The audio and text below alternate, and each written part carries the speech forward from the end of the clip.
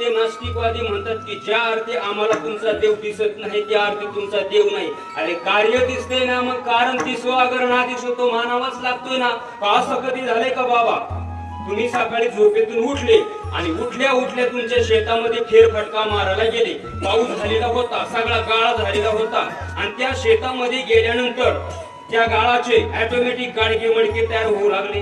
ज्ञानोबारांनी 9व्या अध्यायाच्या 74 क्रमांकाच्या ओळीमध्ये सांगितले, हिरवी दरी भूमी आतोनी स्वयंभर काय घडिया गाडगे याचे निगती कोंब भरी ते कुलालमतीचे गर्भ उमटले की. अरे ऑटोमॅटिक गाडगे मडके तयार होणार का? किंवा त्याच्याही पुढच्या ओवी ज्ञानोबाराय बोले, कापसाची पोटी काय कापडाची होती पेटी तो वेळी तयाचे दिठी कापड झाला.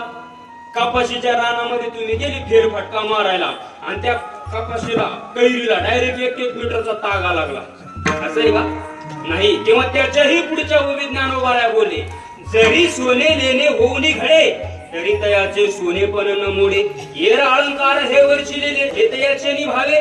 तुमच्याकडे एखादी सोन्याची कांबा आहे का?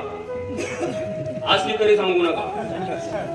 तुम्ही गेले सोनार दादाकडे घेऊन आणि सोनार दादाने फक्त त्या कांबीकडे पाहिले, त्याचे लगेच अलंकार तयार झाले. असं आहे का? अरे अलंकार दिसतायत ना, मग अलंकार घडवणारा जो काही सोनार दादा आहे ना, तो दिसो अगर ना दिसो तो मानावाच लागतो. गाडगे मडके दिसतायत ना, मग कुंभार दादा दिसो अगर ना दिसो तो मानावाच लागतोय. हे कापड दिसते ना, याला विणणारा तो जो कोणी असेल तो दिसो अगर ना दिसो तो मानावाच लागतो. किंवा भिंतीवरती चित्र दिसते ना, मग तो चित्रकार दिसो अगर ना दिसो तो मानावाच लागतोय. जगता मेदी न करता गुलाले न विना घटा चित्रकारम विना चित्रम स्वतएव भवेतदा. अरे चित्रकाराशिवाय चित्र होऊ शकत नाही. कुंभार दादाशिवाय गाडगे मडके होऊ शकत नाही. विणणारा शिवाय कापड होऊ शकत नाही.